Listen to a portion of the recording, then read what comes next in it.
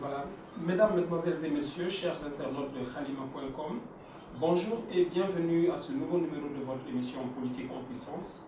Nous avons l'honneur et le grand plaisir de recevoir sur ce plateau son Excellence Monsieur Mamadou Bo Keïta, ambassadeur de la Guinée-Conakry au Sénégal.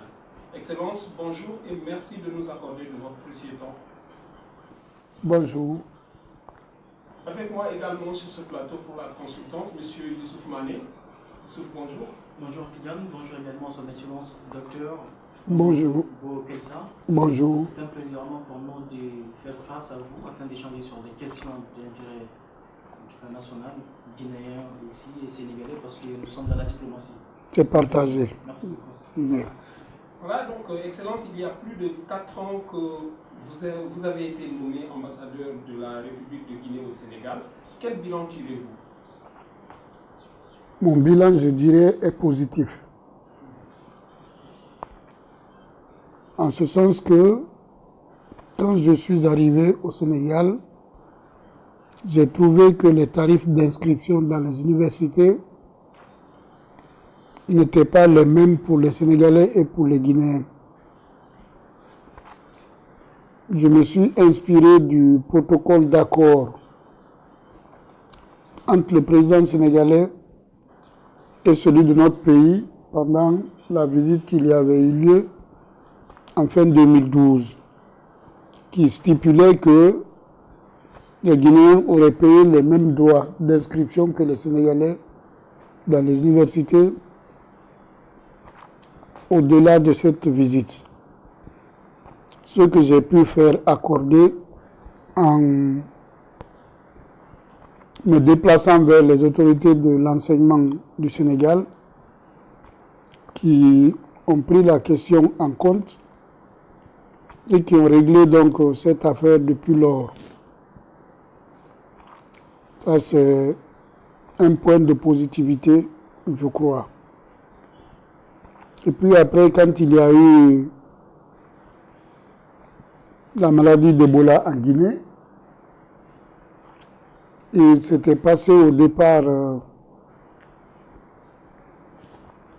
des choses qui risquaient de compromettre nos relations avec le Sénégal, notamment la fermeture des frontières.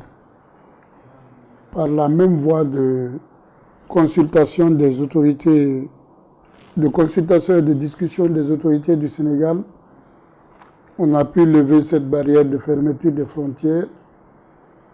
Et donc, le commerce qui avait commencé à souffrir de cette fermeture a repris son plein essor jusqu'aujourd'hui. En considérant ces deux aspects, dans les relations entre la Guinée et le Sénégal pendant que je suis là, je me dis que c'est des aspects positifs. Voilà, Monsieur Youssouf Mané, vous avez écouté Monsieur l'ambassadeur se prononcer sur son bilan positif selon lui. Personnellement, qu'est-ce que cela vous inspire? Oui, ce sont des efforts considérables, comme l'a dit tout à l'heure son Excellence, sur d'abord la diminution des tarifs d'inscription dans les universités publiques sénégalaises, des Guinéens qui sont là pour les études, également dans la crise, si je puis dire, sanitaire, dans l'affaire Ebola, on le sait. Moi, là où je l'attendais surtout, c'est dans la prise en charge durant les 4 dernières années des problèmes des Guinéens vivant au Sénégal. On n'a pas entendu, on sait souvent qu'ils ont des problèmes ici à Dakar, problèmes notamment de l'accès aux problèmes aux papiers, entre autres. Est-ce que, Excellence, qu'est-ce qui a été fait dans ce sens, justement? Bon, dans les prescriptions, dans le cadre des prescriptions légales, tous les documents qu'un citoyen guinéen peut avoir besoin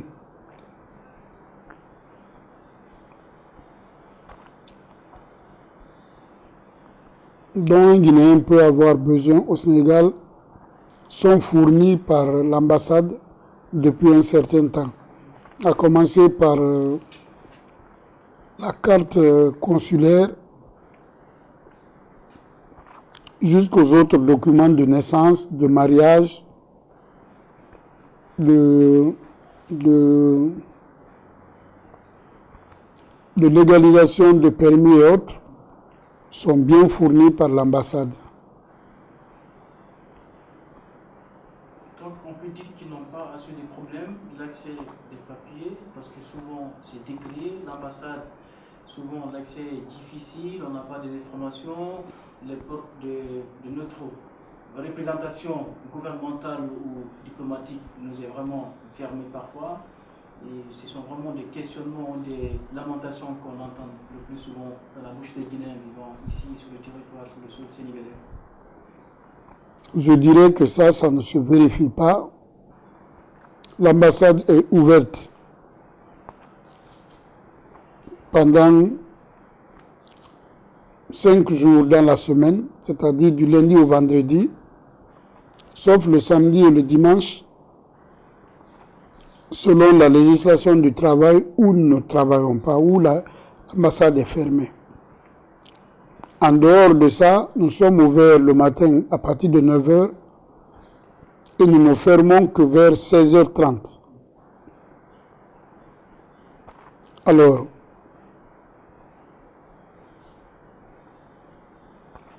chaque fois qu'un document est sollicité, il y a une procédure qu'il suit. Il y a un délai d'émission qui est indiqué sur une affiche à la porte de l'ambassade. Je ne sais pas si en venant vous avez eu la curiosité de regarder. Quand on obéit à ces principes, je ne vois pas où est la difficulté. Donc c'est un problème qui est lié à la procédure, vous voulez dire? Soit la procédure, soit l'empressement des demandeurs. Tout à fait. Mais y a-t-il des informations qui sont livrées à l'endroit de ces populations, en tout cas ceux qui ont besoin de ces papiers?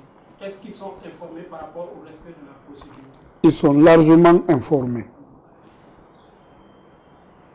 Je ne dis pas seulement informés, mais largement informés. Voilà, donc son Excellence, M. Mané a évoqué tantôt, bon, vous-même vous avez évoqué tantôt les relations tendues entre Conakry et Dakar. Où en est la situation? La situation est complètement décrispée. Complètement.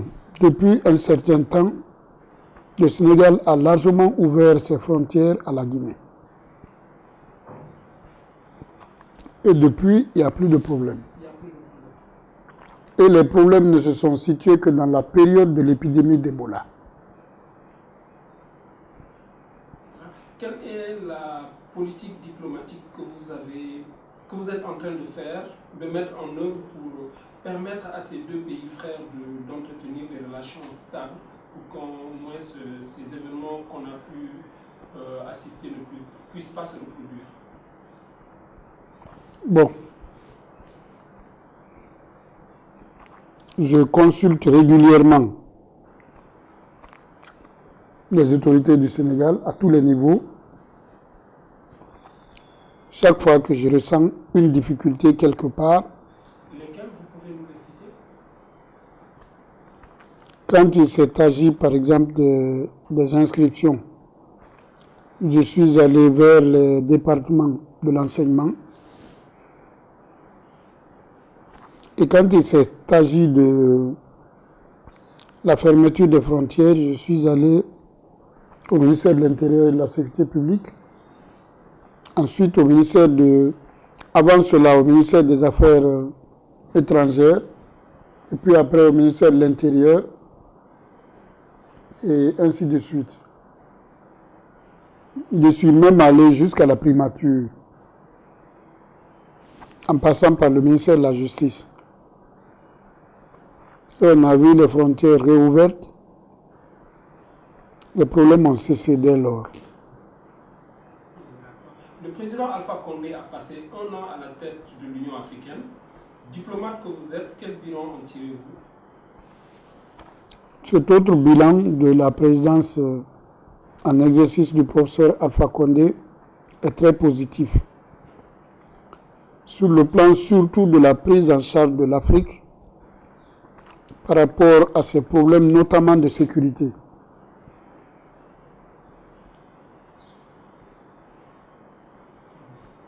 Voilà, Monsieur Mané, le souvenir le plus récent, Youssouf, je reviens à vous. Oui. Le souvenir le plus récent, c'est lors de son intervention dans la crise gambienne. N'est-ce pas là une réussite diplomatique, comme l'a si bien dit Monsieur l'ambassadeur? Justement, peut-être même avant de revenir sur ça d'abord, disons la politique diplomatique de son excellence, Mamadou Bo Keïta, la tête de la représentation guinéenne à Dakar, et c'est très important de le dire. Apparemment, il joue un rôle de médiateur entre les deux pays, c'est deux pays vrais, parce que quand on nous parle évidemment de la consultation, ça veut dire que vraiment toute décision prise est prise à l'aval avec les autorités sénégalaises. On le sait très bien, le Sénégal et la Guinée, ce sont deux pays vrais qui sont depuis longtemps et qui sont également réunis par des liens historiques, culturels et sur beaucoup de choses également. C'est important. Concernant la crise gambienne, oui, le président Alpha Condé, il a bouclé un an la tête de l'Union africaine en tant que président en exercice, on le sait très bien. Il a joué un rôle crucial dans la crise gambienne. C'est même, disons, grâce à lui que la crise en Gambie vraiment a pu aboutir à des meilleurs, parce qu'on le sait, le Sénégal avait même quand même vraiment talé avec des forces de l'Union africaine. Mais bon, heureusement, le professeur a entamé quand même une médiation. Les forces de la CEDEAO. De la CEDEAO. Voilà, donc ce n'était pas le Sénégal, mais quand même qui était dirigé par la CEDEAO. C'était une décision. Voilà. Voilà, donc il faut être quand même prudent. Dirigé par qui? Dirigé par le Sénégal, évidemment, je veux dire. Voilà, donc les forces de la CEDEAO, qui étaient même pointées pour tout simplement faire partir par A ou B le président d'alors, Yaya Jammeh, grâce à la médiation du président guinéen, président en exercice de la CEDEAO et le président de la Mauritanie. Il faut aussi le dire, il a joué également un rôle vraiment crucial dans l'apaisement de la tension en Gambie.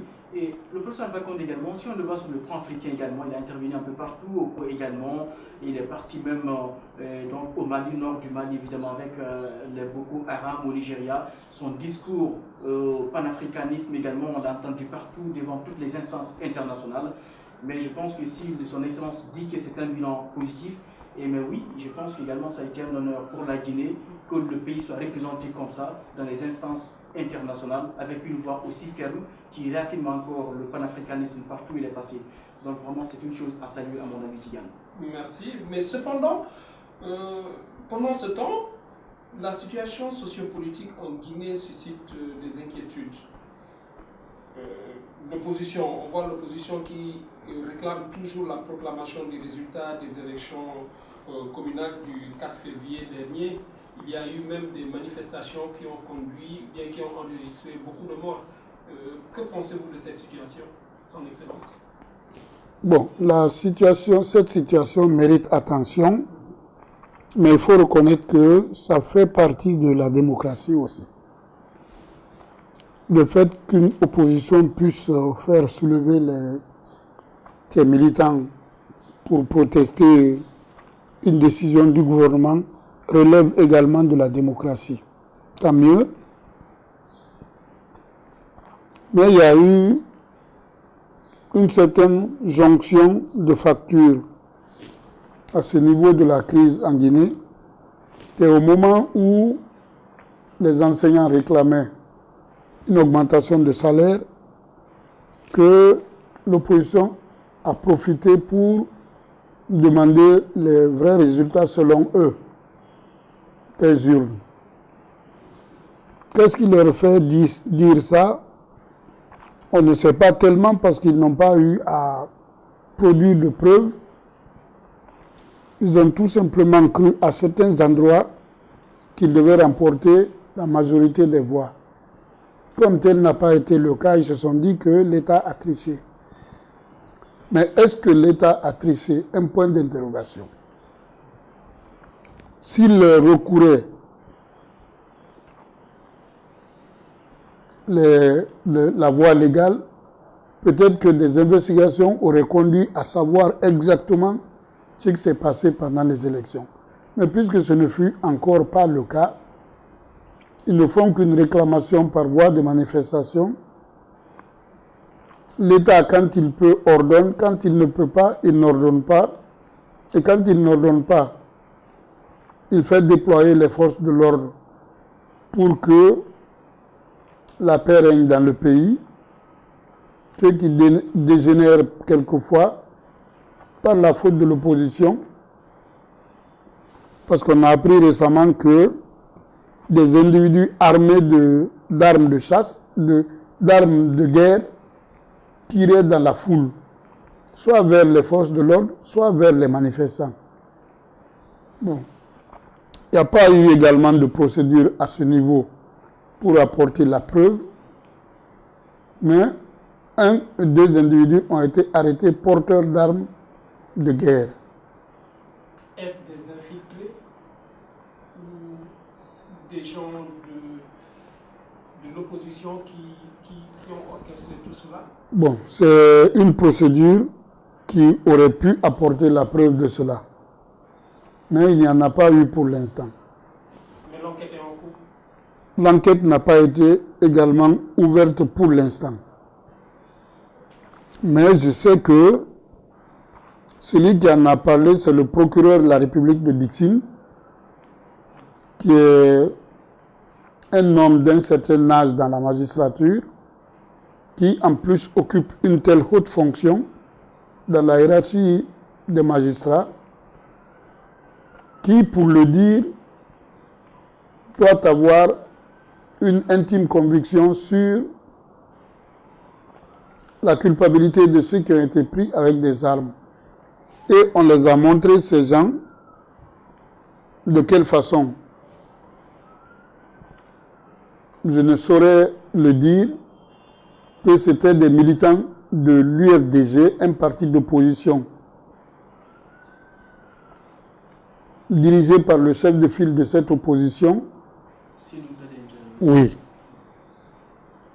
Et on a également montré le même porteur illégalement d'armes avec l'épouse du même leader. Bon. Ça prête à équivoque. Seule une procédure peut départager pour donner une conviction à tous. De toute façon, il n'y a pas eu non plus de procédure qui justifie que c'est les forces de l'ordre qui tuent en tirant. Parce qu'il est interdit absolument d'utiliser les armes à feu dans les maintiens d'ordre.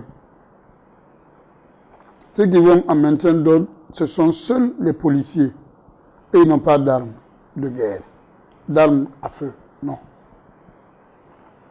Il y a des règlements qui interdisent également le port d'armes à feu pendant le maintien d'ordre. Nous arrivons au terme de l'émission. Quel message adressez-vous à l'endroit de la communauté sénégalaise résidant au Sénégal, à la communauté guinéenne, excusez-moi, résidant au Sénégal? Je leur dirais que l'ambassade étant la représentation de la Guinée au Sénégal, ils sont invités à y venir chaque fois qu'ils veulent, dans le respect de la procédure d'adresse à l'ambassade, pour obtenir ce qu'ils veulent obtenir, soit des informations, soit des documents.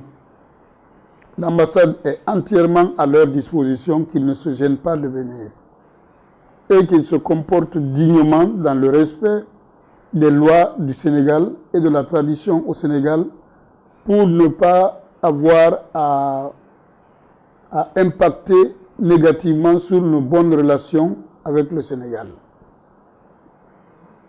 Merci en tout cas, monsieur l'ambassadeur.